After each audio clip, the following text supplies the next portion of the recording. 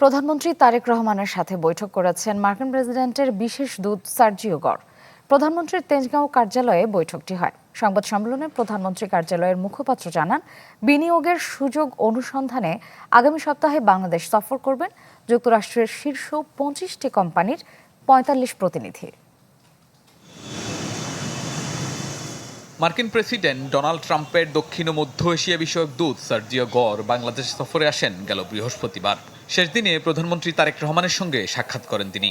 ছিলেন পররাষ্ট্রমন্ত্রী, প্রতিমন্ত্রী, উপদেষ্টা ও ঢাকায় যুক্তরাষ্ট্রের রাষ্ট্রদূত।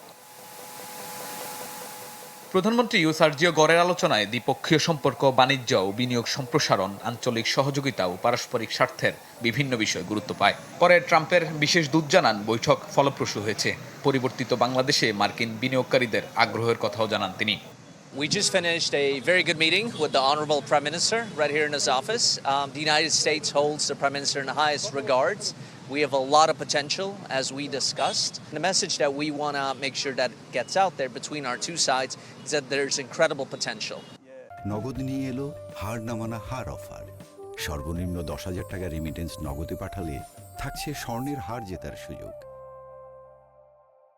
যুক্তরাষ্ট্রের বিশেষ দূতের সাক্ষাৎকার নিয়ে প্রধানমন্ত্রীর কার্যালয়ের মুখপাত্র মাহাদি আমিন জানান, আগামী সপ্তাহের শেষ নাগাদ যুক্তরাষ্ট্রের 25টি শীর্ষস্থানীয় কোম্পানির প্রায় 45 জন জ্যেষ্ঠ কর্মকর্তা বাংলাদেশ সফরে আসবেন। তারা সরকারের বিভিন্ন মন্ত্রণালয় ও সংস্থার কর্মকর্তাদের সঙ্গে ধারাবাহিক বৈঠক করবেন, যাচাই করবেন বিনিয়োগের সুযোগ। সামনের দিনগুলোতে মার্কিন ইনভেস্টমেন্ট যেন বাড়ে, তার একটি ফার্স্ট স্টেপ হিসেবে আগামী সপ্তাহের শেষ নাগাদ যুক্তরাষ্ট্রের শীর্ষস্থানীয় প্রায় 25টি শিল্প এবং ব্যবসা প্রতিষ্ঠান থেকে শীর্ষস্থানীয় প্রায় 45 জন ব্যবসায়িক নেতৃবৃন্দ বা প্রথম সারির কর্মকর্তাবৃন্দ বাংলাদেশে আসবেন।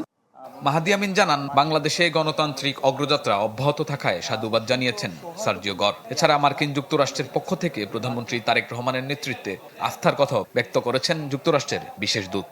অত্যন্ত সৌহার্দ্যপূর্ণ এই আলোচনায় আমরা দেখেছি যে মার্কিন যুক্তরাষ্ট্রের পক্ষ থেকে বাংলাদেশে নির্বাচিত মাননীয় প্রধানমন্ত্রীর নেতৃত্বের উপর দৃঢ় আত্মবিশ্বাসের কথা বলা হয়েছে।